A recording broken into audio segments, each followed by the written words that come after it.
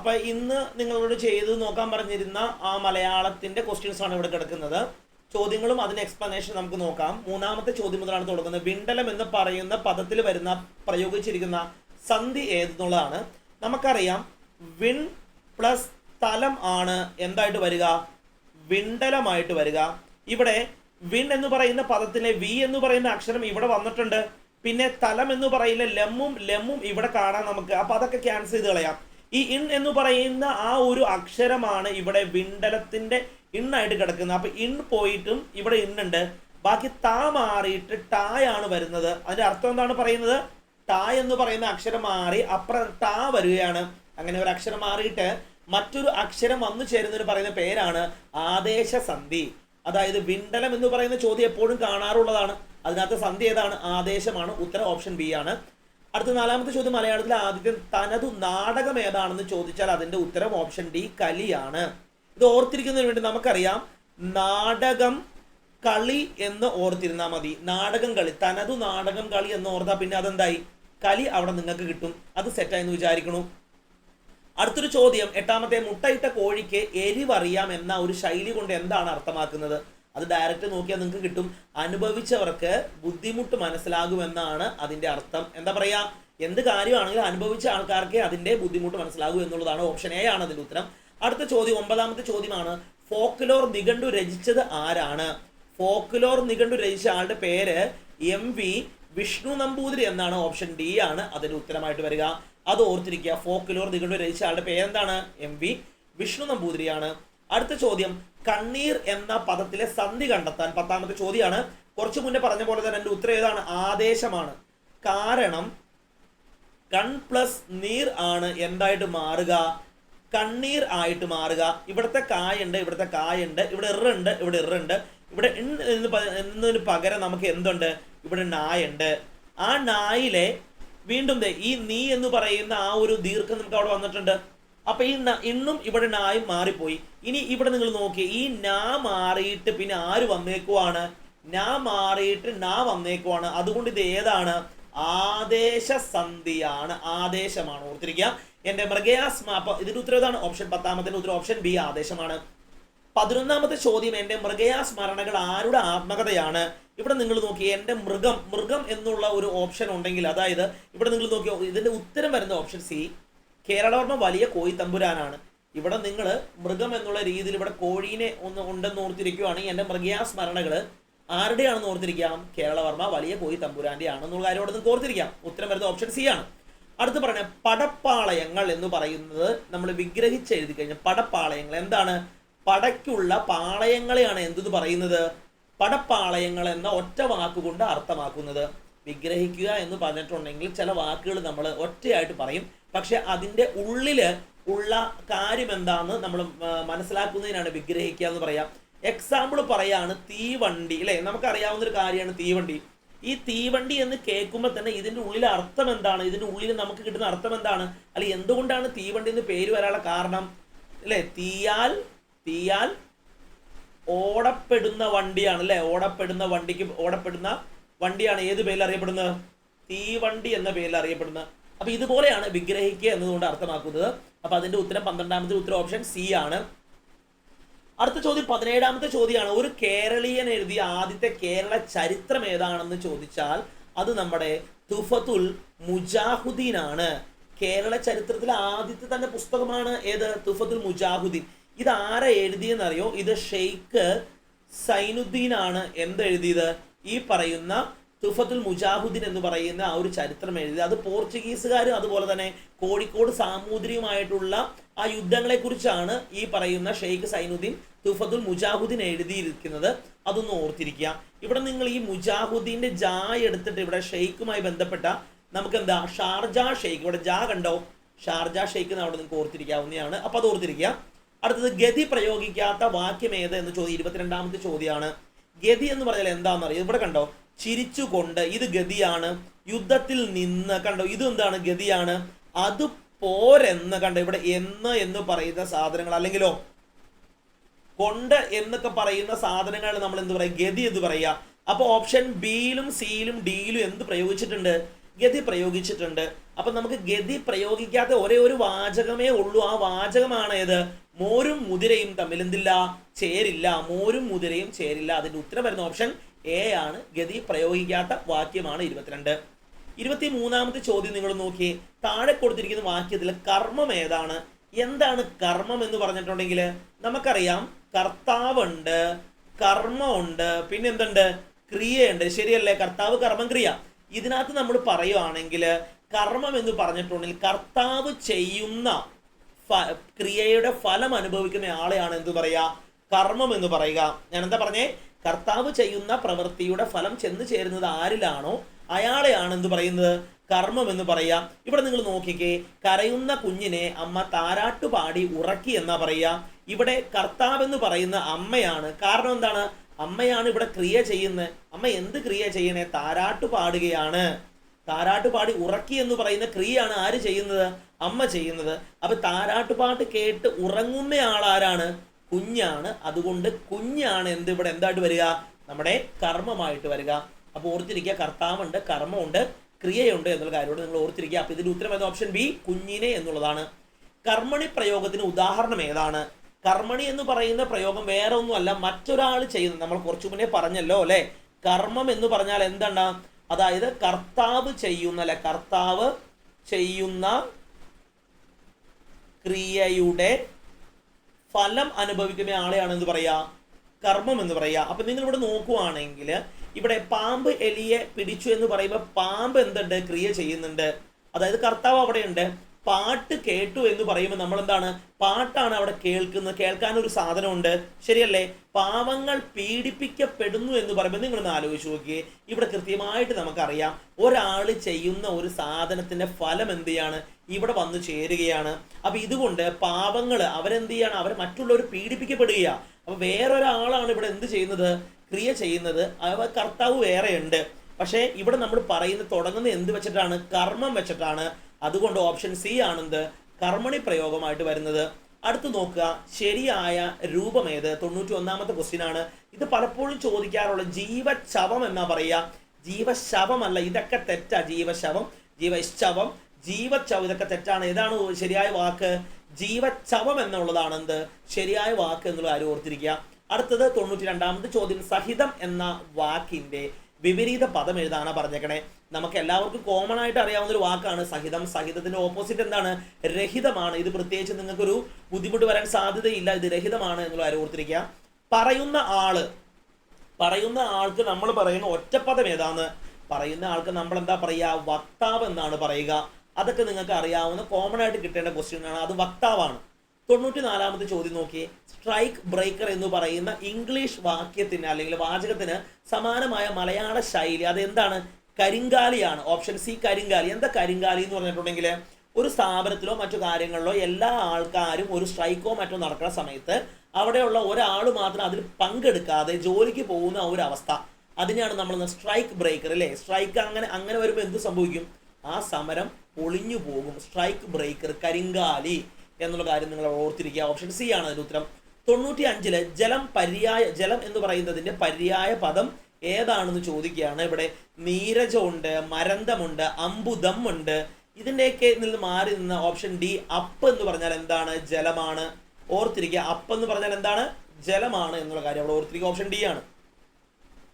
അടുത്തത് 96ാമത്തെ ചോദ്യമാണ്. കണ്ടു എന്ന് പറയുന്ന ഒരു വാക്കിനെ പിരിച്ചെഴുതാനാ പറഞ്ഞേക്കണേ. നമുക്കറിയാം കണ്ടു എന്ന് പറയുന്ന വാക്ക് എങ്ങനെയാ പിരിച്ചെഴുതുക? കൺ പ്ലസ് തു ആണ് എന്തായിട്ട് വരുന്നത്? കണ്ടു ആയിട്ട് വരുന്നത്. അപ്പൊ എന്താണ് അതിന്റെ അർത്ഥം? എന്താണ്? കൺ പ്ലസ് തു. രണ്ട് വാക്കുകൾ കൺ പ്ലസ് തു ചേരുമ്പോൾ നമുക്ക് എന്ത് കിട്ടും? കണ്ടു എന്നൊരു വാക്ക് കിട്ടും. അപ്പോൾ ഓർത്തിരിക്കുക, അതിന് ഉത്തരം ഓപ്ഷൻ ബി, കണ്ടു എന്നുള്ളത് കൺ പ്ലസ് തു എന്നാണ് പിരിച്ചെഴുതുന്നത്. അടുത്തത് അതേ ക്വസ്റ്റ്യൻ നമ്മൾ റിപ്പീറ്റ് ചെയ്തിരിക്കുകയാണ്. പിന്നെ 97ാമത്തെ ചോദ്യം. പുല്ലിംഗ സ്ത്രീലിംഗ ജോഡിയിൽ തെറ്റായത് ഏതാന്ന് ചോദിക്കുകയാണ്. ചോദ്യം ഇങ്ങനെയാണ്. ആദ്യം തരുന്നത് പുരുഷനാമധേയോ, രണ്ടാമത് വരുന്ന സ്ത്രീയുടെയാണ്. ഇതിനകത്ത് ശരിയായത് ഏതാണെന്നാണ് ചോദിച്ചിരിക്കുന്നത്. തെറ്റായത് ഏതാണെന്നാണ് ചോദിച്ചിരിക്കുന്നത്. ഓപ്ഷൻ എ, യാചകൻ എന്ന് പറയുന്നത് സ്ത്രീലിംഗമാണെന്ത്? യാചകി. അത് ശരിയാണ്. ഇനി നിങ്ങൾ നോക്കി, ലേഖകൻ എന്നുള്ളതിന് എന്ത് വരണമായിരുന്നു? ലേഖിക എന്നാണ് വരേണ്ടത് അല്ലേ? ലേഖിക. അപ്പൊ എന്താണ് ഇവിടെ? ലേഖിക എന്നായിരുന്നു വരേണ്ടത്. ഇവിടെ എന്താ? ലേഖകമായി മാറി അല്ലേ? അപ്പൊ ഇത് തെറ്റാണ്. അപ്പൊ നിങ്ങൾ ഓർത്തിരിക്കുക, ശരിയായവ നിങ്ങൾ പഠിക്കുക കേട്ടോ. യാചകൻ, യാചകി. അപ്പൊ ലേഖകൻ എങ്ങനെ വരിക? ലേഖിക. സാക്ഷി സാക്ഷിണി ശരിയാണ്. കാതികൻ കാതിക. അപ്പൊ ഇത് ഓർത്തിരിക്കുക. ഈ 4 നിങ്ങൾ ഇവിടെ പഠിക്കുക. ഇത് നമുക്ക് പലപ്പോഴും പല പരീക്ഷകളും ചോദിക്കാനുള്ള കാര്യമാണ്, ഓർത്തിരിക്കുക. 98ാമത്തെ ഒരു ചോദ്യം വരുന്നത് ഇങ്ങനെയാണ്: കഷ്ടപ്പെടുത്തുക എന്ന അർത്ഥത്തിൽ പ്രയോഗിക്കാവുന്ന ശൈലി ഏതാണ്? നമുക്ക് കോമൺ ആയിട്ട് എല്ലാവർക്കും അറിയാവുന്ന ഒരു ശൈലിയാണെന്ത്? നക്ഷത്രം എണ്ണിക്കുക, അല്ലെ? ഞാൻ അവിടെ പോയിട്ട് ഭയങ്കര അവരെ കൊണ്ട് നക്ഷത്രം എണ്ണിച്ചു കളഞ്ഞു എന്ന് പറഞ്ഞാൽ എന്താ ഉദ്ദേശിക്കുന്നത്? ആകെ കഷ്ടപ്പെടുത്തി കളഞ്ഞു എന്നുള്ളതാണ്. അപ്പൊ 98ാമത്തെ ഉത്തരം ഓപ്ഷൻ എ ആണ്. ഇനി 99ാമത്തെ 2 പദങ്ങൾ തമ്മിൽ ചേരുകയാണ്. ആ പ്ലസ് കാലം. ആ എന്ന് പറയുന്ന അക്ഷരം അല്ലെങ്കിൽ ആ ഒരു വാക്കും രണ്ടാമത് കാലം എന്ന് പറയുന്ന 2 വാക്കുകൾ തമ്മിൽ ചേരുമ്പോൾ നമുക്ക് എന്ത് കിട്ടുമെന്നാണ് ചോദിക്കുന്നത്. ആ പ്ലസ് കാലം എന്തായി വരികയാണ്? അക്കാലം എന്ന് പറയുന്ന ഒരു വാക്കായിട്ട് മാറുകയാണ്. ഓപ്ഷൻ സി ആണ് അതിന്റെ ഉത്തരം. അപ്പോൾ ഓർത്തിരിക്കുക, ആ പ്ലസ് കാലം എന്ന് പറഞ്ഞാൽ എന്താണ്? അക്കാലം എന്നാണ് വരിക. ഓർത്തിരിക്കുക കേട്ടോ, പലപ്പോഴും പരീക്ഷയ്ക്ക് ചോദിക്കാറുള്ള കാര്യമാണത്. ഇനി പറയാണ് തെറ്റായ വാക്യം ഏതെന്ന് ചോദിക്കുകയാണ്. 1, 2, 3, 4 ഓപ്ഷൻ തന്നിട്ടുണ്ട്. അതിനകത്ത് തെറ്റായത് ഏതാണ്? നിങ്ങൾ നോക്കിയേ. ഓപ്ഷൻ എ പറയാണ് ഞാൻ ക്ലാസ്സിൽ ചേർന്നതിന് കാരണം അറിയാനുള്ള ആഗ്രഹമാണ്. നിങ്ങൾ നോക്കിയേ, ഞാൻ ക്ലാസ്സിൽ ചേർന്നതിന് കാരണം അറിയാനുള്ള ആഗ്രഹമാണ്. നിലവിൽ തെറ്റൊന്നുമില്ല, അത് ശരിയാണ്.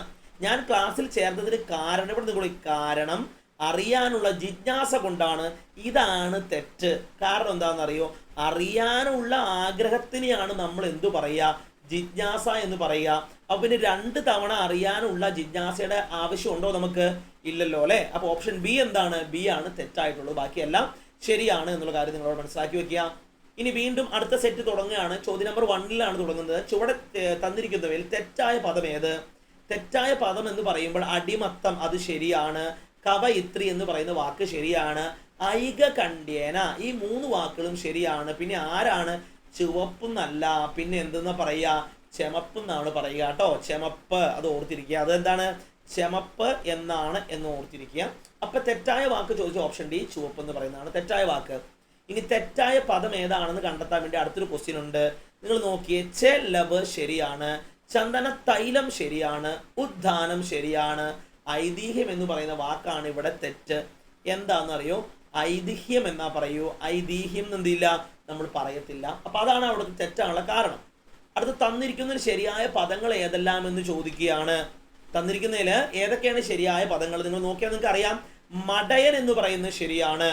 മടയൻ ശരിയാണ്. പിന്നെന്താ? പ്രഗത്ഭൻ എന്ന് പറയുന്ന 2 വാക്കുകൾ ഏതൊക്കെയാ? മടയനും പ്രഗത്ഭനും 2ഉം ശരിയാണ്. ബാക്കിയുള്ള ദ്രൗപദി തെറ്റാണ്. പിന്നെ ദൈവികം, അത് ദൈവികം എന്നാ വരിക. ദൈവികം നീട്ടമില്ല. കുറച്ചും കൂടി നമ്മൾ പറഞ്ഞ ഐതിഹ്യം പറഞ്ഞ പോലെ തന്നെയാണ്. അപ്പൊ ഓപ്ഷൻ സി 2, 3 ആണെന്ത് ശരിയായിട്ടുള്ളവ. അത് ഓർത്തിരിക്കുക കേട്ടോ. അപ്പൊ നിങ്ങൾ വേണമെങ്കിൽ നോട്ടിലേക്കൊന്ന് എഴുതി വെക്കുക. ഈ പറയുന്ന കാര്യങ്ങൾ എന്തൊക്കെയാണ് ശരിയായിട്ടുള്ളത്, എന്തൊക്കെയാണ് തെറ്റായിട്ടുള്ള കാര്യങ്ങൾ നമ്മൾ എഴുതണമെന്നില്ല. ശരിയായിട്ടുള്ള മാത്രം എഴുതി വെക്കുകയാണെങ്കിൽ അത്രയും പോയിന്റുകൾ നിങ്ങൾക്ക് അവിടെ പഠിക്കാൻ പറ്റും. ചുവടെ തന്നിരിക്കുന്ന ശരിയായ പദം ഏതാണെന്ന് നിങ്ങൾ നോക്കി. ഇതിനകത്ത് ശരിയായ പദം ഏതാ വരിക? തത്വം എന്ന് പറയുന്ന പദമാണ് ചുവടെ തന്നിരിക്കുന്നതിൽ എന്താ ശരിയായിട്ടുള്ളത്. ആണത്തം എന്നൊക്കെ എഴുതണം. എങ്ങനെയാ? അതെ, ആണത്തം ഇങ്ങനെ എഴുതുക കേട്ടോ. അപ്പൊ അത് ഓർത്തിരിക്കുക. അപ്പൊ തത്വം എന്ന് പറയുന്ന വാക്കാണ് ശരിയായ പദം. ഏതാണെന്ന് ചോദിച്ചാൽ തത്വമാണെന്ത് അവിടെ ശരിയായിട്ട് വരുന്നത്. അടുത്ത് പറയാണ് അതുപോലെ ഓമനത്വമൊക്കെ എങ്ങനെ എഴുതണം? വെറുതെ ഓമനത്തം, അല്ലെ? ഓമനത്തം, ഓമനത്തം എന്നാ പറയുക. ഓമനത്തം, ആണത്തവും ഓമനത്വവും ഒക്കെ നിങ്ങൾ അവിടെ ഓർത്തിരിക്കുക. സാധാരണ രീതിയിൽ സംസ്കൃത പദങ്ങൾക്കാണെന്ത് ഈ പറയുന്ന തത്വം എന്ന് പറയുന്നത്, ഈ ത്വം എന്ന് പറയുന്ന സൗണ്ടൊക്കെ വരിക സംസ്കൃതത്തിലെ പദങ്ങൾക്കാണ്, അല്ലെ? അപ്പൊ ആണത്തെന്നും ഓമരത്തെന്നും ജന്മിത്തം എന്നൊക്കെ പറഞ്ഞിട്ടുള്ളത് അത് ഏതാണ്? മലയാള ഭാഷയിൽ പദങ്ങളാണ്. അപ്പൊ അതുകൊണ്ട് അവിടെ ത്വം എന്ന് പറയുന്ന സൗണ്ട് വരത്തില്ല എന്ന് ഓർത്തിരിക്കാം. ചുവടെ തന്നിരിക്കുന്നതിൽ ശരിയായ വാക്യം ഏതാണ്? 5ാമത്തെ ചോദ്യമാണ്. നിങ്ങൾ നോക്കിയേ. ഇവിടെ പറയാണ് മുദ്ര കാണിക്കുവാൻ കൈയും മെയ്യും മനസ്സും. ഇവിടെ നിങ്ങൾ നോക്കുക. ഇവിടെ കൈയും മെയ് എന്ന് പറഞ്ഞാൽ ഓൾറെഡി എന്താണ്? ശരീരമാണ്. അപ്പൊ 2 തവണ അവിടെ കയറി വന്നുകൊണ്ട് അത് തെറ്റാണ്. അവർ തമ്മിൽ കണ്ടാൽ പരസ്പരം പറയാത്ത കാര്യങ്ങളില്ല. ഇവിടെ തമ്മിൽ എന്ന് പറയുന്ന സാധനവും പരസ്പരം എന്ന വാക്കും എന്താണ്? ഒരേ അർത്ഥത്തെ സൂചിപ്പിക്കുകയാണ്. അതുകൊണ്ട് അത് തെറ്റാണ്. അടുത്ത് പറയണം ഓരോ പഞ്ചായത്തിൽ 50 വീടുകൾ വീതം, ഓരോ പഞ്ചായത്തിൽ 50 വീടുകൾ വീതം പണിയുമെന്ന് റവന്യൂ മന്ത്രി. അപ്പൊ നിങ്ങൾ നോക്കിയേ. ഓരോ പഞ്ചായത്തിലും 50 വീടുകൾ വീതം, ശരിയല്ലേ? ഈ ഓരോ എന്ന് പറയുന്നതിലും എന്ത് പിന്നെ എന്ത് ചെയ്യാം? 50 വീടുകൾ വീതത്തിൽ, ഓരോ പഞ്ചായത്തിൽ 50 വീടുകൾ വീതം എന്ന് പറഞ്ഞാൽ എന്താണ്? സെയിം അർത്ഥമാണ് അവിടെ വരുന്നത്. അപ്പൊ അവിടെ നമുക്ക് എന്ത് ചെയ്യാം? അവിടെ അത് റിപ്പീറ്റ് ചെയ്തുകൊണ്ട് ആ ഒരു സെന്റൻസും തെറ്റാണ്. മറ്റാരിലും കാണാനാവാത്ത കഴിവുകൾക്ക് ഉടമയാണ് ഗാന്ധി. അപ്പൊ ഈ 4 സെന്റൻസിൽ നിന്ന് ആരെ മാത്രം ബാക്കി എടുക്കാനുള്ളൂ? ഈ പറയുന്ന ഓപ്ഷൻ ഡി മാത്രമാണ് ബാക്കി എടുക്കാനുള്ളൂ. അടുത്ത് പറയണ ഏഴാമത്തെ ശരിയായ വാക്യം ഏതാണെന്ന് കണ്ടെത്താനാണെന്ന് പറയുന്നത്. ഓപ്ഷൻ എ പറയണ ഭാര്യയുടെ സമ്മതത്തോടെ മരണമടഞ്ഞ ജോസഫിന്റെ കണ്ണുകൾ വർഗീസിന് നൽകി. ഓപ്ഷൻ എയിൽ എന്താ തെറ്റെന്നറിയാവോ? ഭാര്യയുടെ സമ്മതത്തോടെയാണോ ഇയാൾ മരണമടഞ്ഞേ? ആ ഒരു വാചകത്തിലെ വാക്കുകൾ അറേഞ്ച് ചെയ്തതിൽ തെറ്റാണ് അവിടുത്തെ കാര്യം. നിങ്ങൾ ചിന്തിച്ചു നോക്കിയേ, ഭാര്യ സമ്മതിക്കുമോ ഭർത്താവിനോട് മരണം അടയാൻ വേണ്ടി? പറയുമോ? ഒരിക്കലും പറയത്തില്ല അല്ലേ. അപ്പൊ അതെന്താണ്? അത് തെറ്റാണ്. പിന്നെ പറഞ്ഞ ഏകദേശം 1 ലക്ഷത്തോളം. ഈ ഏകദേശം എന്ന വാക്കും ലക്ഷത്തോളം എന്ന് പറയുന്നതിന് ഈ ഓളം എന്ന് പറയുന്ന വാക്കിന്റെ അർത്ഥം എന്ത് തന്നെയാണ്? ഒരേപോലെയാണ്. അതുകൊണ്ട് തന്നെ ഏകദേശം 1 ലക്ഷത്തോളം ജനങ്ങൾ ഇന്തോനേഷ്യയിൽ സുനാമിയിൽ ഒഴുകിപ്പോയി എന്ന് പറയുന്ന വാചകം എന്താണ്? തെറ്റാണ്. അപ്പോൾ ഓപ്ഷൻ ഒന്നാമത്തെയും തെറ്റാണ്, രണ്ടാമത്തെയും തെറ്റാണ് അല്ലെ. എയും ബിയും തെറ്റാണ്. ഓപ്ഷൻ സി എന്ന് വെച്ചാൽ കുട്ടികളെ റോഡ് കുറുകെ മുറിച്ച് കടക്കുന്നത് സൂക്ഷിച്ചു വേണമെന്ന് പറയാണ്. അപ്പോൾ നിങ്ങൾ നോക്കിയേ, കുറുകെ എന്ന വാക്കിന്റെ അർത്ഥം തന്നെ മുറിച്ച് കടക്കുന്നു. കുറുകെ എന്ന് പറഞ്ഞാൽ വട്ടം എന്നൊക്കെ അർത്ഥം വരുന്ന, മുറിച്ച് കടക്കുക എന്നൊക്കെ അർത്ഥം വരുന്നതാണ് കുറുകെ. ആ രണ്ട് വാചകവും വാക്കും എന്തിനു സൂചിപ്പിക്കുന്നു? ഒരേ അർത്ഥത്തിന് സൂചിപ്പിക്കുന്ന ആയതുകൊണ്ട് ഓപ്ഷൻ സിയും തെറ്റാണ്. കൃതജ്ഞത കൊണ്ട് രമയുടെ കണ്ണുകൾ നിറഞ്ഞൊഴുകി. അപ്പൊ ഇതിനകത്ത് ഓപ്ഷൻ ഡി ആണ് നമുക്ക് എന്താ എടുക്കാവുന്നത്. അപ്പൊ മലയാളത്തിൽ തെറ്റായ വാചകം ഏതാണ് ചോദിച്ചിട്ടുള്ളത്, ശരിയായ വാചകം ഏതാണ് ചോദിച്ചിട്ടുള്ളത്, നിങ്ങളെല്ലാം വായിച്ചു നോക്കിയിട്ട് എന്ത് ചെയ്യുക? തെറ്റ് വരുന്ന സാധനത്തിനെ ആദ്യം എലിമിനേറ്റ് ചെയ്ത് കളയുക. അത് കഴിയുമ്പോൾ നിങ്ങൾക്ക് കൃത്യമായിട്ട് എന്ത് കിട്ടിക്കോളും? ഈ സാധനങ്ങൾ കിട്ടിക്കോളും. അടുത്ത് പറയാണ് ശരിയായ വാക്യം ഏതാണെന്ന് കണ്ടെത്താൻ പറയാണ്. ഇങ്ങനെ കാലം കഴിക്കുന്നതിനേക്കാൾ ഭേദം ജീവിക്കാതിരിക്കുകയാണ്. അപ്പൊ നിങ്ങൾ നോക്കിയേ, ഭഗവത്ഗീതയുടെ സാര സർവസ്വം മുഴുവനും ഒരു ലേഖനത്തിലൂടെ ആവിഷ്കരിച്ചിരിക്കുകയാണ്. ഈ സാര സർവസ്വം എന്ന് പറയുന്ന സാധനവും ഈ പറയുന്ന മുഴുവൻ എന്ന് പറയുന്ന വാക്കും ഒരേപോലെ തന്നെയാണ്. പുകവലിയിൽ തുടങ്ങി ആരംഭിക്കുന്ന ദുശീലമാണ് മനുഷ്യനെ മയക്കുമരുന്ന് സേവയിൽ എത്തിക്കുന്നത്. അപ്പൊ നിങ്ങൾ നോക്കിയേ, തുടങ്ങി എന്ന് പറയുന്ന വാക്കും ആരംഭിക്കുന്ന വാക്കും കൂടെ എന്താണ്? സെയിം ആയിട്ട് അർത്ഥം വരികയാണ്. ശരിയല്ല. അപ്പൊ ഇതുകൊണ്ട് ഓപ്ഷൻ ബിയും ഓപ്ഷൻ സിയും തെറ്റാണ്. വിശിഷ്ടാദികൾ നേരിട്ട് ചെന്ന് കാണുകയും ക്ഷണനക്കത്ത് നൽകുകയും ചെയ്തു. ഇവിടെ ക്ഷണനക്കത്ത് എന്ന് പറയുന്ന സാധനമില്ല. പിന്നെ എന്താ നമ്മൾ പറയാ? ക്ഷണക്കത്ത് എന്നാ പറയാ. അതൊന്ന് ഓർത്തിരിക്കുക. അപ്പൊ അതൊക്കെയാണ് ഇതിനകത്ത് തെറ്റുകൾ. നിങ്ങൾ ഓരോ കാര്യങ്ങൾ മനസ്സിലാക്കി എന്ത് ചെയ്യുക, എന്തൊക്കെയാണ് ഇതിനകത്ത് വരുന്ന പ്രശ്നങ്ങൾ എന്നുള്ളത് നിങ്ങൾ മനസ്സിലാക്കിയിരിക്കുക. അങ്ങനെ മനസ്സിലാക്കിയാൽ മാത്രമാണ് ഇനി വരുന്ന ചോദ്യങ്ങൾ നിങ്ങൾക്ക് എഴുതാൻ പറ്റത്തുള്ളൂ. 21ാമത്തെ ചോദ്യം നോക്കി, അസൂയ തോന്നുക എന്ന അർത്ഥത്തിൽ ഉപയോഗിക്കുന്ന ശൈലി ഏതാണ്? അത് നമുക്ക് തന്നെ അറിയാം അല്ലെ. കണ്ണുകടി എന്നൊക്കെ നമ്മൾ പറയും. കലിക്കുക എന്നുള്ളതാണ് അസൂയ തോന്നുക എന്നുള്ളത് കേട്ടോ. പിന്നെ ബാക്കിയുള്ള ഓപ്ഷൻ നോക്കി, ബി എന്താണ്? മനം മറിയുക, കുരിശ് ചുമക്കുക, അക്കരെ പച്ച. ഇതൊന്നും എന്തിനോട് യോജിക്കുന്നില്ല? അസൂയ തോന്നുക എന്ന് പറയുന്ന ഈ ഒരു വാക്കായിട്ട് യോജിക്കുന്നില്ല എന്നുള്ള കാര്യത്തോടെ നിങ്ങൾ മനസ്സിലാക്കുക. 22ാമത്തെ ചോദ്യം ഇങ്ങനെയാണ്, സുഗ്രീവാജ്ഞ എന്ന് പറഞ്ഞാൽ എന്താണ്? എന്ന ശൈലി എന്താണ്? എന്ന ശൈലിയുടെ അർത്ഥം എന്താണ് അല്ലെ? ഊർജിതമായ കൽപ്പനയാണ്. അത് ഒരിക്കലും എന്താണ്? മാറ്റം വരാത്ത, ഒരിക്കലും ഒരു കാരണവശാലും മാറിപ്പോകാൻ പറ്റാത്ത ഒരു ആജ്ഞയോ കൽപ്പനയോ ഓർഡറിനെയോ ആണെന്ന് പറയാ സുഗ്രീവാജ്ഞ എന്നതുകൊണ്ട് ഉദ്ദേശിക്കുന്നത്. ഇവിടെ നിങ്ങൾ നോക്കി ഓപ്ഷൻ നോക്കിയേ, നിർബന്ധ ബുദ്ധിയുണ്ട്, ബുദ്ധിമുട്ടുക, ഫലമില്ലാത്ത കൽപ്പന. ഇതൊക്കെ നോക്കുമ്പോൾ നമുക്ക് ഏതാണ് ഉത്തരമായിട്ട് വരെ? ഓപ്ഷൻ സി, ഊർജിതമായ കൽപ്പന. ഒരിക്കലും എന്ത് ചെയ്യുക? മാറ്റം ഭംഗം വരരുത് എന്ന്. ഇനി 23ാമത്തെ ചോദ്യം ഇതാണ്, കുടത്തിലെ വിളക്ക് എന്ന ശൈലി കൊണ്ട് എന്താണ് ഉദ്ദേശിക്കുന്നത്? എന്താണ് അതിന്റെ അർത്ഥം? കുടത്തിലെ വിളക്ക് എന്ന് പറയുന്നത് നമുക്ക് അറിയാവുന്ന ഒരു കാര്യമാണ്. പുറമേ പ്രകാശിക്കാത്ത എന്നാണ് അർത്ഥം വരുന്നത്. അതായത് ചില ആൾക്കാരുടെ കഴിവുകൾ നമുക്ക് എന്തില്ല, പുറത്തേക്ക് പെട്ടെന്ന് അറിയാൻ പറ്റത്തില്ല. അവരങ്ങനെ കഴിവ് പുറത്തെടുക്കുന്നില്ല. അപ്പൊ കുടത്തിലെ വിളക്ക് എന്ന് പറഞ്ഞിട്ടുണ്ടെങ്കിൽ പുറമേ കാണിക്കാത്ത ഒരു കഴിവിനെയാണ് കുടത്തിലെ വിളക്ക് എന്ന് പറയുന്നത്. പുറമേ പ്രകാശിക്കാത്ത ആ ഒരു കഴിവിനെയാണ് അല്ലേ. അപ്പൊ അതിന്റെ ഓപ്ഷൻസ് നമുക്ക് നോക്കാം. ഓപ്ഷൻ എ, മര്യാദ ലംഘിക്കേണ്ട, ഒളിഞ്ഞിരിക്കുന്ന ശത്രു കൊണ്ട് നിത്യവും പ്രകാശിക്കുന്നു. ഇതെല്ലാം എന്താണ്? തെറ്റാണ്. ഇതിന് ഉത്തരം വരുന്ന ഓപ്ഷൻ ഡി, പുറമേ പ്രകാശിക്കാത്ത എന്നുള്ളതാണ്. 24, കണ്ടാലും കണ്ടില്ലെന്ന നാട്യം എന്ന അർത്ഥം വരുന്ന മലയാള ശൈലിയാണ്. അതിന്റെ ഉത്തരം വരുന്നത് ഓപ്ഷൻ ഡി, ഗജനി മീലനമാണ്. എന്താണ് ഗജനി മീലനം എന്ന് പറഞ്ഞാൽ? എന്താണ്? നമ്മൾ ചിലപ്പോഴൊക്കെ പല ആൾക്കാരും കണ്ടാലും നമ്മൾ എന്ത് ചെയ്യാം, കണ്ടില്ല എന്ന് നടിക്കും. അപ്പൊ ആ രീതിയിൽ ചിന്തിക്കുകയാണ്. ഓപ്ഷൻ ഡി, ഗജനി മീലനമാണ് എന്നുള്ള ഓർത്തിരിക്കുക. കണ്ടാലും കണ്ടില്ലെന്ന നാട്യം. അടുത്തൊരു ഇംഗ്ലീഷ് സെന്റൻസിന്റെ പരിഭാഷയാണ്. A little knowledge is a dangerous thing എന്ന് പറയാണ്. ഇതിന്റെ അർത്ഥം എന്താന്ന്? എ ലിറ്റിൽ എന്ന വാക്കിന്റെ അർത്ഥം കുറച്ച് എന്നാണ്. അവിടെ കൃത്യമായിട്ട് നമ്മൾ നോക്കുമ്പോൾ അല്പജ്ഞാനം അപകടകരമാണ്, അജ്ഞാനം അപകടകരമാണ്. ഈ അജ്ഞാനമല്ല, ജ്ഞാനം ഉണ്ട് ഇതിനകത്ത്. എ ലിറ്റിൽ എന്തുണ്ട്? കുറച്ച് ജ്ഞാനം ഉണ്ട്. അമിതജ്ഞാനം അല്ലല്ലോ, അമിതമായ അറിവല്ലല്ലോ അതും തെറ്റാണ്. ഇനി ഒട്ടും അറിവില്ലായ്മ, നമുക്ക് ഒട്ടും അറിവില്ലായ്മ എന്നല്ല പറയണേ. നമുക്ക് തന്നെ അറിയാം അല്പജ്ഞാനം അപകടകരമാണ്. പലപ്പോഴും പറയാറുള്ള മറ്റൊരു ചൊല്ലാണ് മുറി വൈദ്യൻ അല്ലേ. മുറി വൈദ്യൻ എന്ത് പറയുന്നു പറയാ? ആളെ കൊല്ലി എന്ന് പറയുന്ന ഒരു സംഭവം നമുക്കറിയാവുന്ന. മുറി വൈദ്യൻ ആളെ കൊല്ലി എന്നുള്ള കാര്യങ്ങൾ എന്ത് ചെയ്യുക? അവിടെ ഓർത്തിരി, ആളെ കൊല്ലി അല്ലെ. അങ്ങനെ നമ്മൾ പറയാറുണ്ട്, പല സ്ഥലങ്ങളും പറയുന്നത് കേൾക്കാറില്ല. അപ്പൊ ഇതിന്റെ ഉത്തരം ഓപ്ഷൻ എ ആണ് 25ന്റെ ഉത്തരം. അടുത്ത ചോദ്യം 26ാമത്, മലയാളത്തിൽ കത്ത് എഴുതുമ്പോൾ സ്വീകർത്താവ്, അതായത് ടു എന്ന് പറയുന്ന ആർക്കാണോ നമ്മൾ എഴുതുന്നത് അയാൾക്ക് പകരം ഉപയോഗിക്കാവുന്ന പദം ഏതാണെന്ന് ചോദിക്കുകയാണ്. അതിന്റെ ഉത്തരം ഓപ്ഷൻ ബി, ഗ്രാഹകനാണ്. നമുക്കറിയാം ഗ്രാഹകൻ എന്ന് പറഞ്ഞിട്ടുണ്ടെങ്കിൽ എന്താണ്? അത് ഗ്രഹിക്കുന്നവൻ എന്നാണ്. ഗ്രഹിക്കുന്നവൻ എന്ന് പറഞ്ഞാൽ എന്താണ്? അത് വായിക്കുന്നവൻ എന്നാണ്. വായിക്കുന്നവൻ എന്നാണ് അതിന്റെ അർത്ഥം വരിക. അപ്പൊ അതുകൂടെ അവിടെ നിങ്ങൾ ഓർത്തിരിക്കുക. 26ന്റെ ഉത്തരം ഓപ്ഷൻ ബി ആണ്. ഇനി അടുത്തത് 27ാമത്തെ, മഹത്ത് പ്ലസ് ചരിതം എന്ന് പറയുന്ന രണ്ട് വാക്കുകൾ തമ്മിൽ ചേർത്ത് എഴുതാൻ പോവാ. വാക്കെന്താണ്? മഹത് പ്ലസ് ചരിതം. ഇത് തമ്മിൽ ചേർത്ത് എഴുതുമ്പോൾ എന്താ കിട്ടുക? മഹച്ചരിതമാണോ, മഹച്ചരിതമാണോ, മഹത് ചരിതമാണോ, മഹച്ചരിതമാണോ?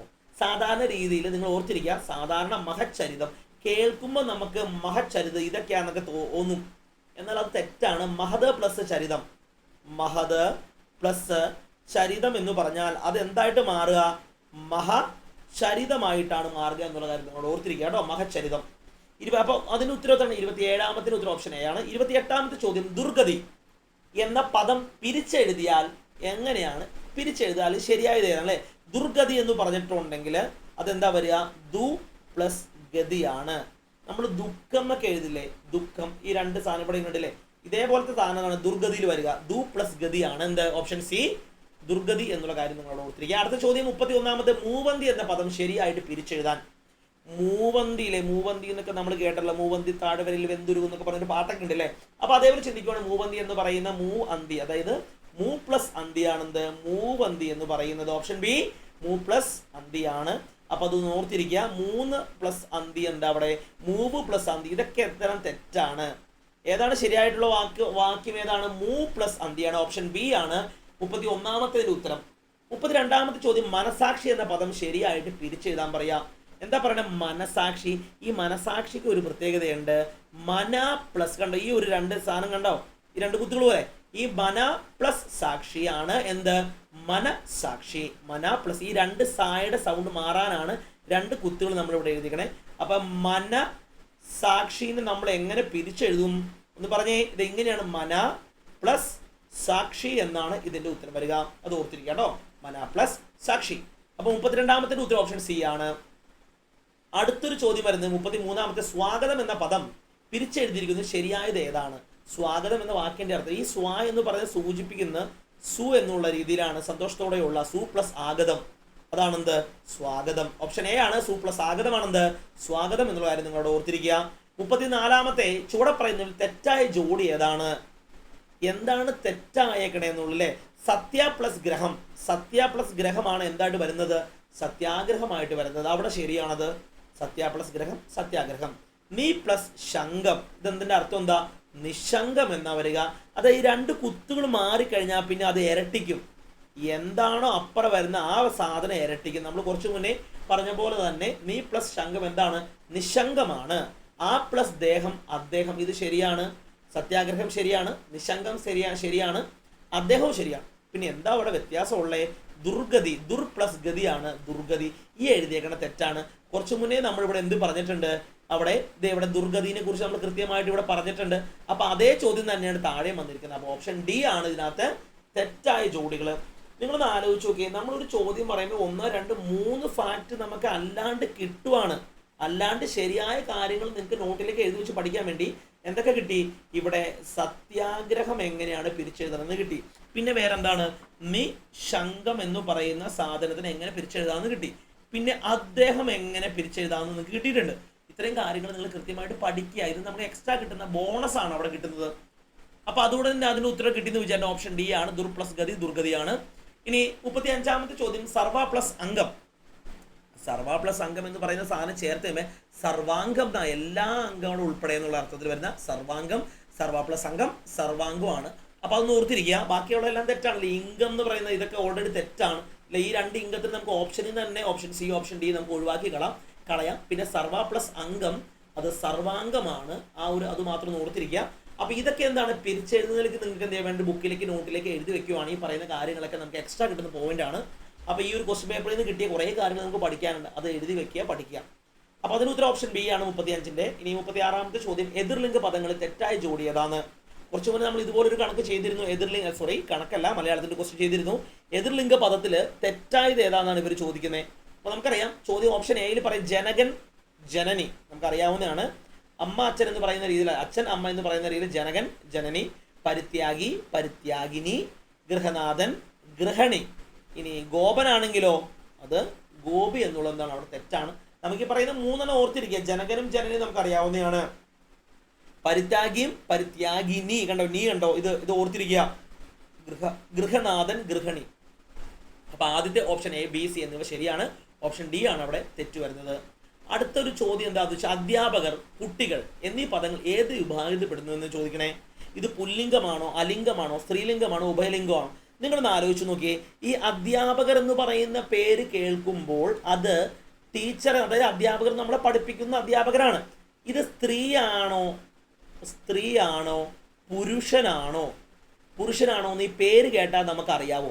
അധ്യാപകർ എന്ന് പറയുന്നത് നമ്മളെ പഠിപ്പിക്കുന്ന സ്ത്രീകളുടെ കൂട്ടമാകാം, അല്ലെങ്കിലോ എന്ത് ചെയ്യുക പുരുഷന്മാരുടെ കൂട്ടമാകാം. ഏതാന്നുള്ളത് നമുക്ക് മനസ്സിലാവില്ല. ചിലപ്പോൾ രണ്ടുപേരും ചേർന്നിട്ടുള്ളവയാവാം.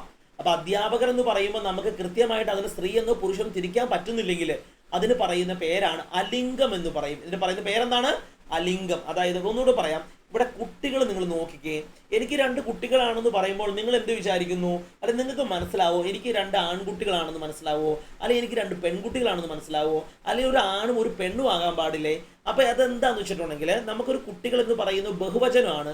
ആ ബഹുവചനത്തിൽ അതിന്റെ ലിംഗത്തിന് നമുക്ക് തിരിച്ചറിയാൻ സാധിക്കില്ലെങ്കിൽ അങ്ങനെയുള്ളതിന് പറയുന്ന പേരാണ് അലിംഗ ബഹുവചനം എന്നാ പറയുക. അതിന് പറയുന്ന പേരാണെന്ത്? അലിംഗം.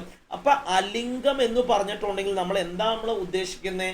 അതായത് ബഹുവചനമാണ്. അതിൻ്റെ ഉള്ളില് സ്ത്രീ എന്നോ പിന്നെന്താ പുരുഷനെന്നോ നമുക്ക് അറിയാൻ പാടില്ലാത്തതാണ് എന്ത് പേരിൽ അറിയപ്പെടുന്നത്? അലിംഗം എന്ന പേരിൽ അറിയപ്പെടുന്നത് എന്നുള്ള കാര്യം നിങ്ങൾ അവിടെ ഓർത്തിരിക്കുക. അപ്പൊ 40ാമത്തെ ചോദ്യത്തിന്റെ ഉത്തരം ഓപ്ഷൻ ബി അലിംഗമാണ്. ഇനി 42ാമത്തെ നപുംസകലിംഗത്തിൽ ഉൾപ്പെടാത്ത പദം ഏത്? നപുംസകലിംഗം എന്ന വാക്കിന്റെ അർത്ഥം ഇവിടെ പേര് നമുക്ക് വിഗ്രഹിച്ചെഴുതാ. ന പും സ എന്നതിന്റെ അർത്ഥം എന്താണ്? പുരുഷനും അല്ല. പിന്നെ ആരാണ്? പിന്നെ പറഞ്ഞ സ എന്താണ്? സ്ത്രീയും അല്ല. അതായത് പുരുഷനെന്നോ സ്ത്രീ എന്നോ നമുക്ക് എന്ത് ചെയ്യാൻ പാടില്ല? വേർതിരിക്കാൻ പാടില്ലാത്ത പദങ്ങളെയാണ് നപുംസക ലിംഗത്തിൽ പെടുന്നത്. അപ്പൊ നദീനെ നമ്മൾ ഓപ്ഷൻ എ നദി നിങ്ങൾ ആലോചിച്ച് നോക്കി. നദി എന്ന് പറയുന്ന ആൺ നദിയാണോ പെൺനദിയാണോ നമുക്ക് എന്ത് ചെയ്യാൻ പറ്റില്ല? തിരിച്ചെടുക്കാൻ പറ്റത്തില്ല എന്നുള്ള കാര്യം എന്ത് ചെയ്യുക? അവിടെ ഓർത്തിരിക്കുക കേട്ടോ. പിന്നെ പറയുന്ന മറ്റൊരു കാര്യം എന്താ വെച്ചാൽ ഓപ്ഷൻ ബിയിൽ പറയുന്ന മോഷ്ടാവിനെ നമുക്ക് തിരിക്കാം. മോഷ്ടാവ് എന്ന് കേൾക്കുമ്പോൾ തന്നെ എന്ത് ചെയ്യാം? നമുക്കവിടെ ഇവിടെ നപുംസക ലിംഗത്തിൽ ഉൾപ്പെടാത്ത ചോദിച്ചേക്കണേ. അപ്പൊ നമുക്ക് ഒന്നുകൂടെ പറയാം. വായു നപുംസക ലിംഗത്തിൽ പെടുന്നവയാണ്. അഗ്നി ആണെങ്കിലോ അഗ്നിയും ഈ പറയുന്ന നദി, വായു, അഗ്നി തുടങ്ങിയ സാധനങ്ങളെ ആണെന്നോ പെണ്ണെന്നോ നമുക്ക് എന്ത് ചെയ്യാൻ പറ്റില്ല? വേർതിരിക്കാൻ സാധിക്കില്ല എന്നുള്ള കാര്യം ഓർത്തിരിക്കുക. അപ്പൊ ഇതുകൊണ്ട് തിരിക്കാൻ കഴിയുന്ന ആരെയാണ്? ഓപ്ഷൻ ബി മോഷ്ടാവിനെയാണ്. അപ്പൊ ഇതുകൊണ്ട് ഇതായത് ഉത്തരം പറഞ്ഞതാണ് ഓപ്ഷൻ ബി മോഷ്ടാവാണ്. ഇനി 43ാമത്തെ താങ്കൾ, അവർകൾ എന്നീ പദങ്ങൾ ഏതുതരം വചന രൂപത്തിൽ ഉദാഹരണമാണ്? നമുക്കറിയാം താങ്കൾ എന്ന് പറയുമ്പോഴും താൻ എന്ന് പറയുമ്പോഴും 2 വ്യത്യാസമുണ്ട് അല്ലേ? അവർകൾ എന്നൊക്കെ പറയുന്ന വാക്ക്, താങ്കള്, നിങ്ങള് തുടങ്ങിയ വാക്കുകളൊക്കെ നമ്മുടെ പൂജക ബഹുവചനം എന്ന് പറയുന്ന കാറ്റഗറിയിൽ വരികയാണ്. പൂജകം എന്ന വാക്കിന്റെ അർത്ഥം തന്നെ എന്താണ്? ബഹുമാനം എന്നാണ്. ഒരു ബഹുമാനം കാണിക്കാൻ വേണ്ടി ഉപയോഗിക്കുന്നത്. കേൾക്കുമ്പോൾ നമുക്ക് താങ്കൾ എന്ന് കേൾക്കുമ്പോൾ അവർകൾ എന്നൊക്കെ കേൾക്കുമ്പോൾ ഒരുപാട് പേരുണ്ടെന്ന് തോന്നും. അപ്പൊ ഈ ബഹുവചനം ആണെങ്കിലും ഇത് സൂചിപ്പിക്കുന്നത് ബഹുമാനം സൂചിപ്പിക്കാനാണ്. അപ്പൊ അങ്ങനെയുള്ളതിന് പറഞ്ഞ പേരാണ് ഓപ്ഷൻ എ പൂജക ബഹുവചനം. അതായത് ഒരാളോടുള്ള ബഹുമാനത്തോടെ. ഇപ്പൊ നിങ്ങളൊന്ന് ആലോചിച്ച്, നിങ്ങളെ താനെന്ന് വിളിക്കുമ്പോഴാണോ താങ്കളെന്ന് വിളിക്കുമ്പോഴാണോ കുറച്ചുകൂടെ ബഹുമാനം തോന്നുക? നമുക്ക് താങ്കൾ എന്ന് പറയുമ്പോഴാണ് അല്ലെ? നീ എന്ന് പറയുമ്പോഴാണ്, നിങ്ങളെന്ന് പറയുമ്പോഴാണ് നിങ്ങൾക്ക് ഒരു ബഹുമാനം തോന്നുക? അത് നിങ്ങളാണ്. അപ്പൊ ആ ഒരു കാര്യം ഓർത്തിരിക്കുക. ബഹുമാനം സൂചിപ്പിക്കാനാണ് നമ്മൾ എന്ത് ഉപയോഗിക്കുക? പൂജക ബഹുവചനം ഉപയോഗിക്കുക. കാര്യം ഇതിനകത്ത് ബഹുവചന പേരുണ്ടെങ്കിലും ഈ പറയുന്ന സാധനം ഒരുപാട് എണ്ണമുള്ളതല്ല. സാധാരണ രീതിയിൽ ബഹുവചനം നമ്മൾ എങ്ങനെ ഉപയോഗിക്കുക? സാധാരണ രീതിയിൽ ബഹുവചനം നമ്മൾ ഉപയോഗിക്കുന്നത് എണ്ണത്തിൽ കൂടുതലുള്ളവയാണ്. അപ്പൊ പൂജക ബഹുവചനം ഉപയോഗിക്കുന്നതിന് വേണ്ടി ഉപയോഗിക്കുന്ന ഏത് സിറ്റുവേഷനിലാണ്? നമുക്ക് ബഹുമാനം തോന്നിപ്പിക്കുന്ന സിറ്റുവേഷനിലാണ് പൂജക ബഹുവചനം ഉപയോഗിക്കുക എന്നുള്ള കാര്യം ഓർത്തിരിക്കുക കേട്ടോ. അപ്പൊ അതിന്റെ ഉത്തരം 43ാമത്തെ ഉത്തരം ഓപ്ഷൻ എ ആണ്. അടുത്ത ചോദ്യം, അവൻ ഇന്ന് വരും. ഒരു സെന്റൻസ് തന്നിരിക്കുന്ന 49ാമത്തെ ക്വസ്റ്റ്യനില് അവൻ ഇന്ന് വരും എന്ന് പറയുന്ന ഒരു സെന്റൻസ് നമുക്ക് തന്നിട്ടുണ്ട്. എന്നിട്ട് അവർ പറയുന്ന അർത്ഥവ്യത്യാസം കൂടാതെ വാക്യത്തെ നിഷേധവാക്യമായിട്ട് മാറ്റുക എന്ന് പറയാണ്. നിഷേധം എന്ന വാക്കിന്റെ അർത്ഥം എന്താണ്? നെഗറ്റീവ് ആക്കാൻ പറയാണ്. അർത്ഥത്തിൽ വ്യത്യാസമൊന്നും പറയരുത്. അപ്പൊ അവൻ ഇന്ന് വരും എന്നുള്ളത് നമുക്ക് നോക്കണം. അവൻ ഇന്ന് വരുമായിരിക്കും. ഇവിടെ നെഗറ്റീവ് ഒന്നും വന്നിട്ടില്ല. അവൻ ഇന്ന് വരില്ലായിരിക്കും. ഇതിന്റെ അർത്ഥം മാറിയില്ലേ? അവൻ ഇന്ന് വരില്ല എന്നുള്ളതായി. കാര്യം ഇത് നെഗറ്റീവാണ്, പക്ഷെ എന്ത് വ്യത്യാസം വന്നു? അർത്ഥം അങ്ങോട്ട് മാറി. ഇതെന്താണ്? ഇത് പോസിറ്റീവ് സെന്റൻസ് ആണ്. അടുത്ത് പറയണ അവൻ ഇന്ന് വരാതിരിക്കില്ല. ഇവിടെ ഓൾറെഡി നെഗറ്റീവാണ്, പക്ഷെ അർത്ഥം എന്താണ്? അർത്ഥം ഓക്കെ ആണ്. കാരണം ഇതിന്റെ അർത്ഥം എന്താ? വരാതിരിക്കില്ല എന്ന് പറഞ്ഞാൽ അവൻ എന്താണ്? വരുമായിരിക്കും എന്നാണ് ഇതിന്റെ അർത്ഥം. ശരിയല്ലേ? ഇനി അടുത്ത സെന്റൻസ് അവൻ നാളെ വരുമായിരിക്കും. നാളെ എന്ന് പറയുന്ന കാര്യമേ നമുക്ക് എന്ത് സെന്റൻസ് പറഞ്ഞിട്ടില്ല. അപ്പൊ ഇതിന്റെ ഉത്തരം ഓപ്ഷൻ സി ഏതാണ്? അവൻ ഇന്ന് വരാതിരിക്കില്ല എന്നുള്ളതാണ്. ഓർത്തിരിക്കുക. അടുത്ത പോയിന്റ് 50ാമത്തെ ചോദ്യം, ശരിയായ പദം ഏത്? ശരിയായ പദം എന്ന് പറഞ്ഞ ഇവിടെ അല്ലെങ്കിൽ എന്ന് പറയുന്നത് തെറ്റാണ്. അല്ലെങ്കിൽ അല്ലെ? അല്ലെങ്കിൽ ഇങ്ങനെ എഴുതുക, അല്ലെങ്കിൽ. ഇനി വൃഷ്ടി എന്ന് പറയുന്ന പദം ഇതും തെറ്റ. ഇതെങ്ങനെ എഴുതാൻ? വൃഷ്ടി, വെറും ടായാണ്, എസ് ടായാണ് വൃഷ്ടി. പതിവ്രത, ഈ പതിവ്രത ഇങ്ങനെ എഴുതുക, പതിവ്രത എന്ന് എഴുതുക. ശരിയല്ലേ? അപ്പൊ ഓപ്ഷൻ എ അല്ലെങ്കിൽ, ഓപ്ഷൻ ബി വൃഷ്ടി, അതുപോലെ ഓപ്ഷൻ സി പതിവ്രത. ഈ തുടങ്ങിയ വാക്കുകളെല്ലാം തെറ്റാണ്. ഇതെങ്ങനെ എഴുതേണ്ടതെന്നുള്ളത് ഞാനിവിടെ എഴുതിയിട്ടുണ്ട്. അല്ലെങ്കിൽ ഉണ്ട്, വൃഷ്ടിയുണ്ട്, പതിവ്രതയുണ്ട്. ഇനി ഉള്ളതിൽ ശരിയായിട്ടുള്ള സാധനം ഏതാണ്? ശരിയായ പദമായിട്ട് വരുന്ന ഓപ്ഷൻ ഡി വിഡ്ഢിയാണ്. അപ്പൊ ഓപ്ഷൻ ഡി വിഡ്ഢി എന്നുള്ളതാണ്. അപ്പൊ അങ്ങനെ നമ്മൾ ഏകദേശം ഒരു 19 എണ്ണത്തിൽ കൂടുതൽ മലയാളത്തിന്റെ ചോദ്യങ്ങൾ നമ്മൾ ഡിസ്കസ് ചെയ്തു. അതിന്റെ ഉത്തരങ്ങൾ ഞാൻ നിങ്ങൾക്ക് പറഞ്ഞു തന്നിട്ടുണ്ട്. അപ്പൊ അതെന്തൊക്കെയാണെന്നുള്ള കാര്യങ്ങൾ കുറച്ചൊക്കെ ആയിട്ട് നിങ്ങൾക്ക് പറഞ്ഞു. എല്ലാം വേണ്ടി പെട്ടെന്ന് നിങ്ങൾക്ക് മനസ്സിലാവണം നിർബന്ധമൊന്നുമില്ല. നമ്മൾ ഓരോ ക്ലാസ്സുകളായിട്ട് മലയാളം എന്ത് ചെയ്യും? പഠിക്കും. അത് പഠിച്ചു കഴിയുമ്പോൾ മാത്രമാണ് ഇതെല്ലാം നമുക്ക് ആൻസർ ചെയ്യാൻ പറ്റത്തുള്ളൂ. അപ്പൊ മലയാളത്തിൽ എന്തൊക്കെ ചോദ്യങ്ങൾ എവിടെ നിന്നൊക്കെ വരാം, എങ്ങനെയൊക്കെ നമുക്ക് കണ്ടുപിടിക്കാം എന്നുള്ളതിനെ കുറിച്ച് മാത്രമാണ് നമ്മൾ ഡിസ്കസ് ചെയ്തത്. അപ്പൊ സ്ഥിരമായിട്ട് ഈ പറയുന്ന മലയാളത്തിലെ ചോദ്യങ്ങൾ നിങ്ങൾ അറ്റൻഡ് ചെയ്യുക. ഇനി ഈ പറയുന്ന ചോദ്യങ്ങൾ എക്സാമായിട്ട് എഴുതാത്ത ഒരാളാണ് കാണുന്നതെങ്കിൽ ഞാൻ ഈ പറയുന്ന യൂട്യൂബിന്റെ താഴെ നിങ്ങൾക്ക് ഈ പറയുന്ന ക്വസ്റ്റ്യന്റെയും അതുപോലെ തന്നെ മാർക്ക് ചെയ്ത PDF-ന്റെയും ലിങ്ക് ഇട്ട് തരാം. നിങ്ങൾ അവിടെ കയറി ഡൗൺലോഡ് ചെയ്യുക. നിങ്ങൾക്ക് ആവശ്യമുള്ള രീതിയിൽ ഉപയോഗിക്കുക. സ്ഥിരമായിട്ട് നമ്മളൊരു കാര്യം ചെയ്യുവാണെങ്കിൽ നമുക്ക് അതിനകത്ത് എല്ലാത്തിലും അടിപൊളിയാകാൻ പറ്റും, പെർഫെക്റ്റ് ആവാൻ പറ്റും.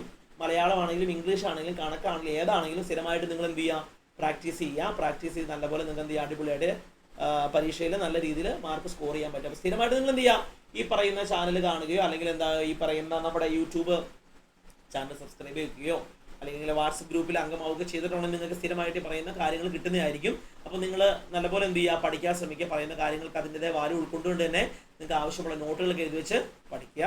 അപ്പോൾ ശരി, അടുത്തൊരു വീഡിയോയിൽ നമുക്ക് എന്ത് ചെയ്യാം? കാണാം.